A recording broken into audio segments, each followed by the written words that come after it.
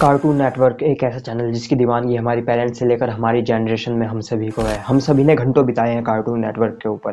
Cartoon network एक time पे most popular channel हुआ करता था वर्ल्ड वाइड। तो आज वो चैनल क्यों इतनी स्ट्रगल फेस कर रहा है और क्यों आज उस चैनल के लिए सोशल मीडिया पर RIP कार्टून नेटवर्क ट्रेंड कराया जा रहा है, हम इस वीडियो में ये सभी चीजें जानने वाले हैं और जानेंगे कार्टून नेटवर्क की पूरी राइज एंड फॉल के बारे में। तो आप सभी से गुजारिश है कि इस वीडियो में एंड तक जरूर बने रहिएगा।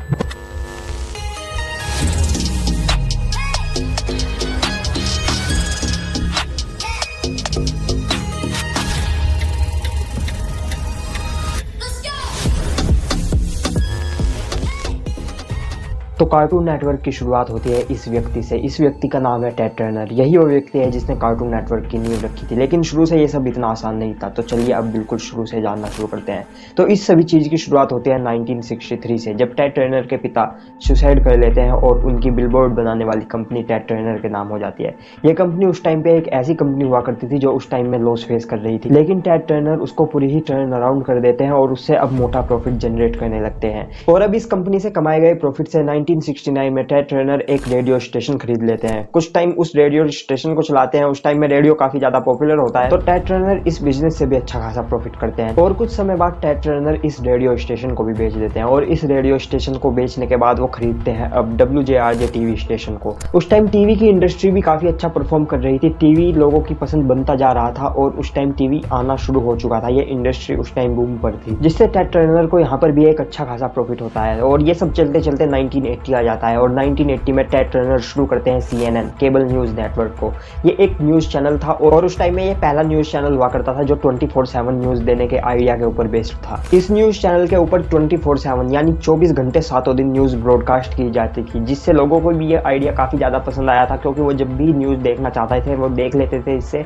और जिस वजह से टेड टर्नर को भी इस वेंचर को शुरू करके काफी अच्छा प्रॉफिट होता है। 9 अगस्त 1986 TBS यानी टर्नर ब्रॉडकास्टिंग सिस्टम एक्वायर कर लेती है MGM और UA यानी यूनाइटेड आर्टिस्ट को। लेकिन 18 अक्टूबर आते आते ही MGM और यूनाइटेड आर्टिस्ट्स ये दोनों ही कंपनी वापस बेचनी पड़ती है TBS को। लेकिन TBS यहाँ पर एक काम करती है कि वो पहले ही इसकी कुछ लाइब्रेरीज अपने पास रख लेती है और इन लाइब्रेरीज में कुछ मूवीज, म्यूजिक्स और एनिमेशन सीरीज हुआ करती थी। और अब इन सभी म्यूजिक, मूवीज और एनिमेटेड सीरीज को एयर करने के लिए यहाँ पर टर्नर एंटरटेनमेंट कंपनी की शुरुआत होती है, जिसके अंदर TBS और टेड टर्नर कुछ चैनल लॉन्च करते हैं, जैसे कि TNT टर्नर नेटवर्क टेलीविजन। ये चैनल आप जरूर याद रखिएगा क्योंकि आगे भी इसका जिक्र होने वाला है। अब TNT चैनल के ऊपर इन सभी फिल्म्स, मूवीज और एनिमेटेड सीरीज को दिखाया जा रहा था और लोग इसको काफी ज्यादा पसंद भी कर रहे थे। TNT काफी ज्यादा पॉपुलर चैनल भी हो चुका था US में। अब 1991 में टेड टर्नर हन्ना-बारबेरा प्रोडक्शन की भी एनिमेटेड लाइब्रेरी खरीद लेता है और इसी के साथ साथ इस टाइम पे बेटी कोहेन को TNT चैनल का वाइस प्रेसिडेंट बना दिया जाता है। और अब इन सभी एक्विजिशंस के बाद TNT चैनल के पास काफी बड़ी लाइब्रेरी आ चुकी थी, स्पेशली एनिमेटेड सीरीज की लाइब्रेरी। तो अब 18 फेब 1992 में TBS अनाउंस करती है उसकी एनिमेटेड सीरीज के लिए एक पूरी की पूरी नई आउटलेट ओपन करने का। एंड फाइनली 1 अक्टूबर 1992 में लॉन्च करते हैं कार्टून नेटवर्क को। कार्टून नेटवर्क भी यहाँ पर सेम CNN के ही आइडिया के ऊपर काम कर रहा था, लेकिन यहाँ पर फर्क सिर्फ इतना था कि CNN चैनल पर 24 घंटे न्यूज दिखाई जाती थी और कार्टून नेटवर्क पर 24 घंटे कार्टून्स दिखाए जाते थे।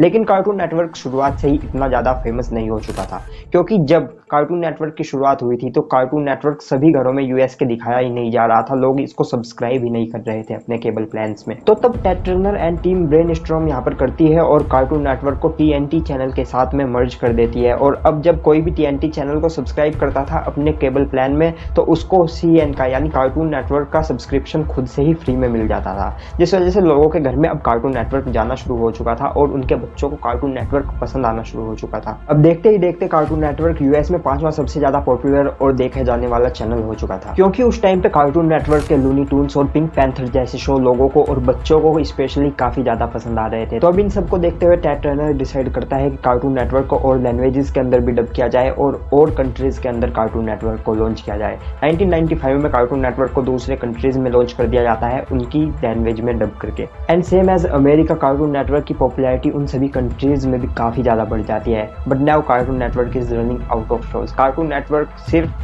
वही पुराने शोज दिखा रहा था, लाइक लूनी टून्स और पिंक पैंथर। तो जिसको देखते हुए कार्टून नेटवर्क अब एक नई सीरीज लॉन्च करता है जिसका नाम वो रखता है वट्टा कार्टून कार्टून शो। ये काफ़ी ज़्यादा पॉपुलर सीरीज़ होती है उस टाइम पे और इसमें हर हफ्ते हर वीकेंड में एक नए कार्टून को वो एयर करता है। बेसिकली नए कार्टून को यहाँ पर हर हफ्ते एयर करके उसका एक पायलट टेस्ट किया जाता है और देखा जाता है कि किस कार्टून को ऑडियंस की तरफ से अच्छा रेस्पॉन्स मिल रहा है। और जिस भी कार्टून को ऑडियंस की तरफ से काफ़ी अच्छा रेस्पॉन्स मिलता था, कार्टून नेटवर्क उसको एक पूरी की पूरी सीरीज़ में कन्वर्ट करता था और उसको अपने कार्टून नेटवर्क चैनल के ऊपर चलाता था। और ये सीरीज़ कार्टून नेटवर्क के साथ साथ आर्टिस्ट लोगों के लिए भी काफ़ी विन विन सिचुएशन थी। सिर्फ आर्टिस्ट्स को अपना आइडिया लेकर जाना होता था और यहाँ पर उसका एक कार्टून बनाकर अपने ऊपर टेलीकास्ट करने की पूरी जिम्मेदारी कार्टून नेटवर्क की होती थी। और कार्टून नेटवर्क के लिए भी ये फायदेमंद इसलिए रहता है क्योंकि कार्टून नेटवर्क के most popular show cartoon network को सिर्फ इसी शो की वजह से मिल रहे थे, जैसे कि Dexter's Laboratory, Johnny Bravo, Courage the Cowardly Dog and Ed and Eddy. ये काफ़ी ज़्यादा फेमस शोज थे कार्टून नेटवर्क के। एड एंड एडी को कार्टून नेटवर्क ने अगले 10 साल कंटिन्यू रखा था, वो इतना ज़्यादा कार्टून नेटवर्क पर पॉपुलर हुआ था। और अब यहाँ पर कार्टून नेटवर्क के वाटर कार्टून शो के पहले सीजन की पॉपुलैरिटी को देखते हुए कार्टून नेटवर्क इसका दूसरा सीजन भी लेकर आता है, जिसका नाम होता है वाटर कार्टून। और इस शो की वजह से भी कार्टून नेटवर्क अपने काफ़ी सारे पॉपुलर शोज शुरू करता है, जैसे Scooby Doo, Powerpuff girls and बिल्ली एंड मैंडी। इसके अलावा इस टाइम पे कार्टून नेटवर्क के ऊपर सुपरमैन, बैटमैन और स्पाइडरमैन की सीरीज को भी कार्टून नेटवर्क इसी साल में लॉन्च करता है। और अब तक मार्केट में जैपनीज एनिमेज भी आना शुरू हो चुकी थी और काफी ज्यादा पॉपुलर भी होना शुरू हो चुकी थी। और ये करने के लिए कार्टून नेटवर्क अब ड्रैगन बॉल जी और बेब्लेड को डब करके कार्टून नेटवर्क पर दिखाना शुरू कर देता है, जिसकी वजह से कार्टून नेटवर्क काफी ज्यादा पॉपुलर होता है और ये दो शो भी इसके काफी ज्यादा पॉपुलर होते हैं। बच्चों के बीच में इसका काफी क्रेज होता है और ये दो शो खुद में ही टीआरपी में एक दूसरे को पीछे छोड़ते रहते थे। कभी एक नंबर 1 होता था, कभी दूसरा नंबर 1 होता था। और ये इनका कॉम्पिटिशन इन शोज के बीच में अगले 3 साल तक चला था। लेकिन अब साल 2000 आते आते मार्केट में कंपटीशन बढ़ता जा रहा था, जहां पर हंगामा और निकलोडियन प्योरली एनिमे के ऊपर फोकस कर रहा था, वहीं पर डिज्नी एनिमे के साथ साथ अपने ऊपर कुछ रियल लाइफ शोज भी दिखा रहा था, जैसे कि Hannah Montana and my favourite Best of Luck Nikki. I know US में ये गुड लक चार्ली के नाम से आता था, बिल्कुल अलग शो था वो। और अब इसी कंपटीशन को देखते हुए कार्टून नेटवर्क टाइम वार्नर के साथ में अपना मर्जर कर लेता है और यहाँ से कार्टून नेटवर्क का एक्चुअल डाउनफॉल शुरू होता है। क्योंकि टाइम वार्नर के साथ जैसे ही कार्टून नेटवर्क मर्ज करता है तो सबसे पहले बेटी कोहेन कार्टून नेटवर्क को छोड़ देती है, क्योंकि यहाँ पर टाइम वार्नर अपनी चलाती है और कार्टून नेटवर्क के विंटेज शोज को कार्टून नेटवर्क से बंद कर देती है और उसकी जगह ये अपने ही शोज को दिखाना शुरू कर देती है इस टाइम पे। और कार्टून नेटवर्क के जो विंटेज और क्लासिक शोज हुआ करते थे इस टाइम पे कार्टून नेटवर्क 2007 के आसपास अपना एक अलग ही चैनल बना देता है, उसके लिए बूमरैंग। लेकिन कार्टून नेटवर्क कभी भी बूमरैंग की इतनी ज्यादा मार्केटिंग ही नहीं करता कि बच्चों को पता चल सके कि कार्टून नेटवर्क ने एक दूसरा चैनल लॉन्च कर दिया है अपने विंटेज शोज के लिए। तो इस वजह से बूमरैंग काफी बड़ा फेलियर होता है। लेकिन अब कार्टून नेटवर्क पर बेन 10 जैसे शोज आते हैं जिससे कार्टून नेटवर्क की पॉपुलैरिटी थोड़ी वापस से बढ़ती है, क्योंकि इस टाइम में बेन 10 काफी ज्यादा फेमस हो चुका था। लेकिन यहाँ पर सिर्फ एक शो अब कार्टून नेटवर्क के पास में फेमस था। पहले कार्टून नेटवर्क फेमस इसलिए हुआ करता था कि कार्टून नेटवर्क पर 1 by 1 काफी ज्यादा शोज ऐसे थे जो कि एक के बाद एक पॉपुलर शोज हुआ करते थे। बट अब यहाँ पर सिर्फ एक पॉपुलर शो था कार्टून नेटवर्क के पास, जो था बेन 10। इसके बाद cartoon network roll number 21 launch करता है, जो कि अगेन एक डिजास्टर शो था। लेकिन यहाँ सिर्फ बेन 10 एक पॉपुलर शो था जो कि ज्यादा दिखाया भी नहीं जाता था कार्टून नेटवर्क पे। आई थिंक 4 बजे आता था उस टाइम पे बेन 10 और वो सिर्फ 1 घंटे का शो हुआ करता था। मैं नहीं देखता था ज्यादा बेन 10, तो मुझे पता भी नहीं है इतना ज्यादा। लेकिन ये मुझे पता है कि उस टाइम में बेन 10 काफी ज्यादा फेमस था, क्योंकि हम सभी स्कूल में उसी के बारे में बात किया करते थे। और इवन मैंने तो स्कूल में अपने दोस्तों को ये तक बता रखा था कि मेरे पास ओमनीट्रिक्स है और मैं जो चाहूँ उससे वो एलियन बन जाता हूँ, और उन बेवकूफों ने इस पे यकीन भी कर लिया था। तो खैर इस बात को छोड़ो और अब हम इस स्टोरी पे वापस आते हैं। तो अब कार्टून नेटवर्क बेन 10 के साथ साथ कुछ और भी पॉपुलर शोज को चलाना चाहता था। तो यहाँ पर अब कार्टून नेटवर्क कुछ रियल लाइफ शोज जैसे कि डिस्ट्रॉय बिल डिस्ट्रॉय को चालू करता है। क्या बात, नहीं देखा ये शो? अच्छा हुआ नहीं देखा, क्योंकि ये शो भी काफी बड़ा डिजास्टर था। बहुत बेकार एपिसोड थे, समझ नहीं आता था कि चल क्या रहा है इसमें और क्यों चल रहा है। हाँ, हो सकता है कुछ लोगों को ये शो पसंद आया हो, लेकिन ये काफी बड़ा डिजास्टर था इस चैनल के लिए। और उसके बाद जॉनी टेस्ट जैसे शोज को लॉन्च करता है, हॉरिड हेनरी जैसे शोज को और एडवेंचर टाइम जैसे शोज को कार्टून नेटवर्क लेकर आता है, जो अगेन थोड़ा फेमस तो होते हैं कार्टून नेटवर्क पे, लेकिन ऐसे नहीं होते कि वो कार्टून नेटवर्क की पॉपुलैरिटी को वापस से ला सके। और इन सभी के बीच कार्टून नेटवर्क अब अपने तीसरे बेन 10 के सीजन को लॉन्च करता है, ये सोच के कि ये तो काफी फेमस सीरीज है हमारी, बारी है तो फेमस हो ही जाएगा, जो था बेन 10 ओमनीवर्स, जो कि अगेन एक डिजास्टर सीरीज थी। बेन 10 का पूरा लुक चेंज कर दिया था, सारी चीजों का लुक चेंज कर दिया था, बच्चों को बिल्कुल पसंद ये सीरीज नहीं आई थी और ये सीरीज काफी बुरी तरह से कार्टून नेटवर्क पे फेल हो गई थी उस टाइम। लेकिन यहाँ पर कार्टून नेटवर्क के कुछ शोज अभी तक कार्टून नेटवर्क को बचा के रखे हुए हैं, जैसे कि टीन टाइटंस एंड गो चला दिया था कार्टून नेटवर्क ने उस टाइम पे, तो जिस वजह से कार्टून नेटवर्क थोड़ा उस टाइम बच गया था। और अब आते आते कार्टून नेटवर्क ने ओगी एंड द कॉकरोचेस को वापस लेके आया था और काफी ज्यादा मतलब अलग अलग चीजें ट्राई की है अब कार्टून नेटवर्क ने।